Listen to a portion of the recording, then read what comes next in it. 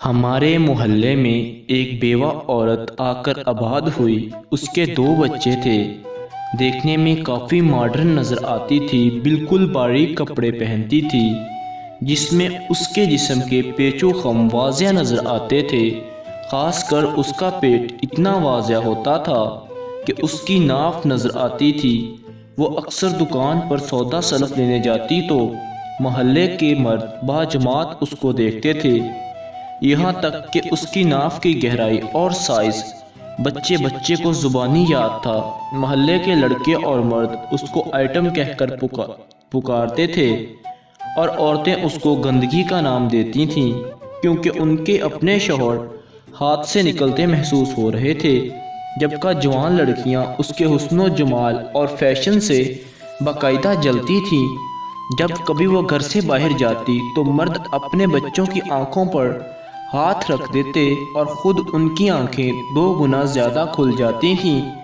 محلے میں عجیب شغل میلہ لگ گیا تھا، لیکن وہ عورت اپنے نام کی ایک تھی۔ نہ تو وہ کسی کے کام میں مداخلت کرتی اور نہ ہی کسی کو اپنے کام میں مداخلت کرنے دیتی۔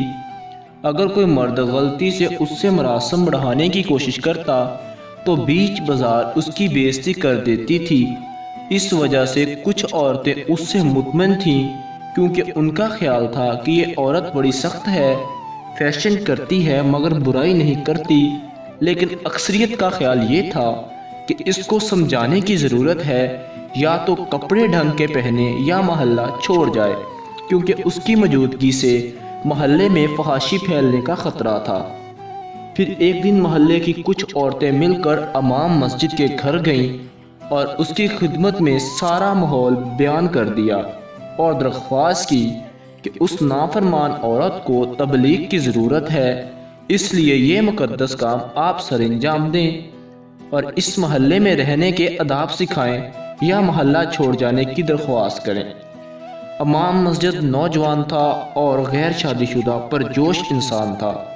اس نے بخوشی ذمہ داری قبول کر لی اور اس عورت کے گھر جا پہنچا۔ لوگوں کا خیال تھا کہ ابھی یہ اس عورت کے ہاتھوں ذلیل ہو کر نکلے گا، لیکن ایسا کچھ نہیں ہوا۔ عورت نے امام مسجد جان کر اس نوجوان کی بہت عزت کی اور پوری توجہ سے بات سننے کے ساتھ چائے کی خدمت بھی پیش کی۔ وہ پہلی کوشش میں کامیاب ہوئی تھی۔ اہل محلہ خوش تھے کہ چلو شاید اب بات بن جائے اور وہ عورت سنبھل جائے، اور اب وہ امام صاحب بلا ناغہ اس کے گھر جانے لگے۔ وہ عورت سچی میں بدل گئی تھی۔ اب وہ گھر سے باہر نکلتی تو برقع اوڑھ لیتی۔ لوگ حیران تھے۔ پھر کچھ ہی دنوں بعد محلے میں خبر پھیل گئی کہ امام مسجد نے اس عورت سے نکاح کر لیا ہے۔ لوگوں نے اس عورت میں یہ بدلاؤ کی وجہ سے اسے قبول کر لیا۔